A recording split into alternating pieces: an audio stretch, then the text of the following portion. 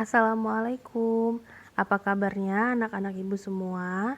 Ibu harap kalian dalam keadaan sehat semua ya, Nak. Hari ini kita akan membahas mengenai gaya belajar. Tujuan dari pembelajaran hari ini adalah agar kalian dapat memahami gaya belajar kalian dan dapat mengoptimalkannya sebagai penunjang pencapaian hasil belajar kalian. Belajar adalah proses di mana kalian mendapatkan perubahan pengetahuan, keterampilan, sikap, dan nilai dari hal-hal yang tadinya kalian nggak tahu menjadi tahu. Dari awalnya kalian tidak terampil, misalnya menjadi terampil, kalian tidak bisa menjadi bisa, itu adalah proses belajar. Nah, ternyata ada beberapa gaya belajar yang sudah diklasifikasikan. Sebelumnya kita definisikan dulu arti dari gaya belajar tersebut ya. Gaya belajar adalah cara yang lebih kita sukai, yang membuat kita lebih nyaman untuk memproses pengalaman atau informasi baru dan mempermudah kita untuk menangkap informasi tersebut dengan baik gitu. Ada 3 tipe gaya belajar. Paling sedikit 3, yaitu visual, auditorial, dan kinestetik. Visual adalah di mana seseorang lebih banyak memanfaatkan penglihatannya sebagai cara belajar yang disukainya. Sedangkan auditorial adalah di mana seseorang memanfaatkan kemampuan pendengarannya. Jadi kemampuan pendengarannya itu lebih ditonjolkan atau dia lebih nyaman menggunakan kemampuan pendengarannya itu untuk belajar gitu ya. Nah, kalau kinestetik itu gaya belajar di mana seseorang itu dia belajar harus dengan menyentuh, dengan bergerak, mencatat, seperti itu. Selanjutnya Ibu akan menjelaskan karakteristik atau ciri-ciri dari masing-masing gaya belajar tersebut ya. Yang pertama visual. Ciri-ciri atau karakteristik seseorang itu memiliki gaya belajar visual, yaitu di mana mereka itu biasanya tertarik dengan warna, bentuk, gambar-gambar.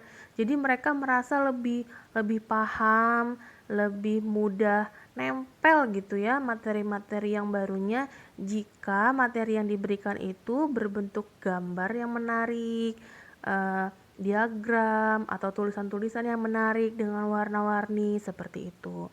Nah, mereka biasanya lebih mudah memahami jika sudah melihat langsung atau membacanya sendiri. Jadi kalau misalnya ada orang-orang yang lebih senang membaca dengan matanya sendiri dibandingkan hanya dengan mendengar dari temannya gitu. Biasanya orang-orang yang visual itu lebih senang jika dia bisa melihat susunan kata-kata yang dia baca sendiri gitu. Mereka mengingat dengan asosiasi visual. Apa sih Bu maksudnya?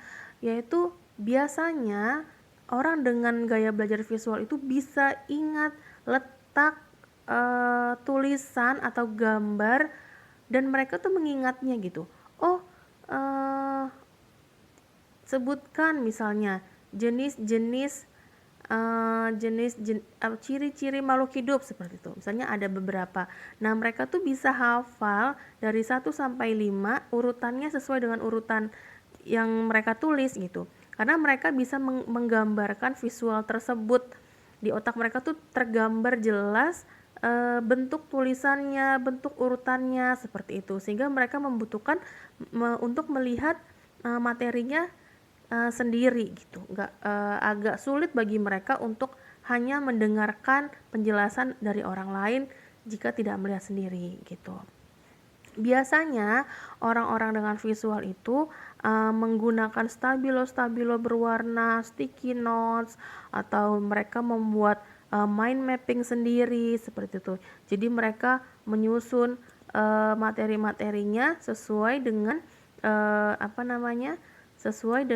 ketertarikan mereka. Misalnya yang penting diwarnai warna merah, terus misalnya subbabnya diwarnai dengan warna kuning seperti itu. Itu biasanya orang-orang visual. Kemudian yang kedua itu adalah audio. Orang dengan gaya belajar audio sudah pasti menonjolkan kemampuan pendengaran. Artinya listening mereka bagus. Biasanya orang-orang dengan kemampuan audio itu lebih senang diceritakan atau dibacakan dibandingkan mereka harus membaca sendiri. Kemudian kalaupun mereka membaca sendiri, mereka harus mendengar suaranya. Jadi biasanya mereka akan membaca nyaring sehingga suaranya terdengar oleh mereka sendiri. Nah, suara yang terdengar oleh mereka sendiri itulah yang membantu mereka mengerti atau paham tentang materi yang mereka pelajari, seperti itu. Biasanya mereka menggerakkan bibir mereka, kemudian mengucapkan tulisan ketika membaca buku ya. Tadi Ibu bilang mereka harus mendengarkan kata-kata mereka sendiri. Terus biasanya orang audio itu lebih senang berbicara daripada menulis. Mereka bisa menjelaskan dengan panjang lebar seperti itu. Menjelaskan dengan berbicara ya, seperti itu. Mereka senang berdiskusi dan menjelaskan sesuatu. Nah, kemudian tipe belajar yang ketiga adalah kinestetik. Orang dengan tipe belajar kinestetik biasanya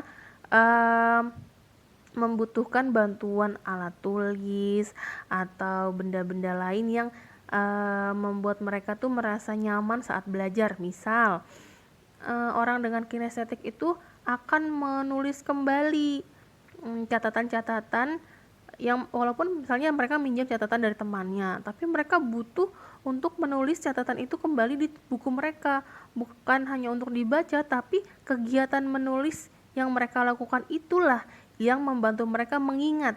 Jadi di mana letak tulisan itu, mereka ingat. Setiap mereka menulis itu adalah proses mereka mengingat. Itu orang dengan kinestetik. Biasanya mereka itu lebih mudah menangkap pelajaran jika belajar sambil bergerak. Apakah ada orang-orang yang belajar sambil menggerakkan pulpen, mencoret-coret sesuatu seperti itu ya. Terus misalnya bolak-balik jalan seperti itu. Itu orang dengan kinestetik. Nah, biasanya catatan yang dibuat oleh mereka sendiri itu lebih memudahkan mereka. Kenapa sih? Bukan karena hanya mereka melihat catatan itu, bukan, tapi mereka yang tadi Ibu bilang, mereka mengenali setiap kata-kata yang mereka tulis, karena kegiatan menulis itu sinkron dengan otak mereka gitu. Jadi gerak tangan itu juga sinkron dengan informasi yang masuk di otak mereka, seperti itu. Lalu setelah kita melihat 3 tipe gaya belajar tersebut, kemudian apakah ada gaya belajar yang paling baik, Bu? Gitu. Tidak ada ya. Semua gaya belajar baik. Mau kinestetik, audio, atau visual, semuanya baik. Caranya agar menjadi baik seperti apa? Kenali gaya belajarmu.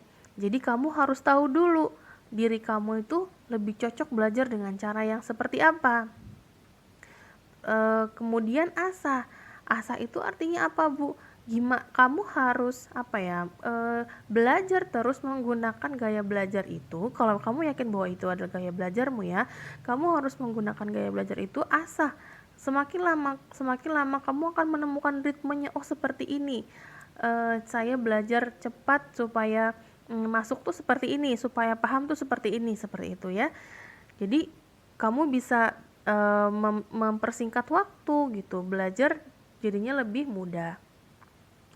Nah, terus apa sih pentingnya, Bu? Kita harus kenal diri kita sendiri dan mengapa perlu tahu apa gaya belajar kita. Nah, seperti yang tadi Ibu bilang bahwa jika kita mengetahui apa gaya belajar kita, maka kita dapat efektif dan efisien menggunakan waktu belajar kita. Jadi kalian gak membuang-buang waktu menggunakan gaya belajar yang sebenarnya kalian tidak terlalu suka, atau itu hanya akan membuat kalian menghabiskan waktu padahal itu nggak memudahkan kalian mengerti materi baru gitu. Jadi misalnya nih, ada orang yang sebenarnya tuh dia visual gitu, tapi dia hanya mendengarkan temannya ngomong menjelaskan seperti itu ya, atau mendengarkan gurunya menjelaskan, tapi mereka nggak pernah membaca sendiri, mereka tuh nggak pernah membuat mind map sendiri, mencatat sendiri, menggarisbawahi hal-hal yang penting dengan tangan mereka sendiri, dengan mata mereka sendiri. Nah, itu akan membuat mereka jauh lebih susah memahami materi yang baru diajarkan itu. Jadi kalau misalnya mereka sudah tahu, akhirnya mereka tahu, oh ternyata saya lebih gampang kalau belajarnya itu dengan visual gitu. Nah, itu bisa kalian gunakan dan kalian waktu belajarnya jadi lebih gampang gitu. Kalian bisa bisa tahu, bisa belajar materi lain dengan waktu yang lebih banyak seperti itu ya. Terus apakah mungkin Bu kalau saya itu nggak hanya memiliki satu gaya belajar? Sangat mungkin. Jadi tidak selalu satu orang itu hanya memiliki satu gaya belajar, tidak. Tapi kalian nanti akan tahu mana yang paling dominan, mana yang mendukung, seperti itu. Misal saya lebih senang sebenarnya gaya belajarnya visual, tapi terbantu jika misalnya saya sambil nonton atau sambil memperhatikan guru, saya sambil menggerak-gerakkan sesuatu yang gak jelas gitu di catatan, atau saya langsung membuat catatan di buku saya seperti itu. Setiap gerakan itu membantu saya mengingat. Nah, nanti kalian akan tahu di mana yang paling kuat dan mana yang mendukung. Atau sama-sama kuat, it's okay, itu nggak apa-apa gitu. Jadi nggak selalu harus satu gaya belajar, dan misalnya kalian punya dua gaya belajar itu nggak normal, nggak seperti itu ya gitu. Jadi kalian boleh atau kalian bisa punya lebih dari satu gaya belajar gitu. Nah, terakhir kalian tuh harus tahu memang diri kalian itu seperti apa, senang belajar yang seperti apa, terus menggunakan apa agar belajarnya lebih mudah dipahami, seperti itu ya. Setelah tahu gimana, lakukan yang terbaik, selalu lakukan yang terbaik. Bukan untuk siapa-siapa, tapi untuk diri kalian sendiri ya. Jadi buat diri kalian bangga gitu. Kemudian selanjutnya jauhkan distraksi atau gangguan-gangguan yang bisa membuat kalian tidak fokus dalam belajar seperti itu, sehingga kalian bisa mencapai tujuan. Apa sih tujuannya dalam belajar di sekolah, Bu? Kalian paham, kalian dapat nilai yang baik, seperti itu ya. Kalian bisa mengaplikasikannya di rumah seperti itu. Nah, penjelasan dari Ibu cukup sekian. Kemudian ini ada tugas yang harus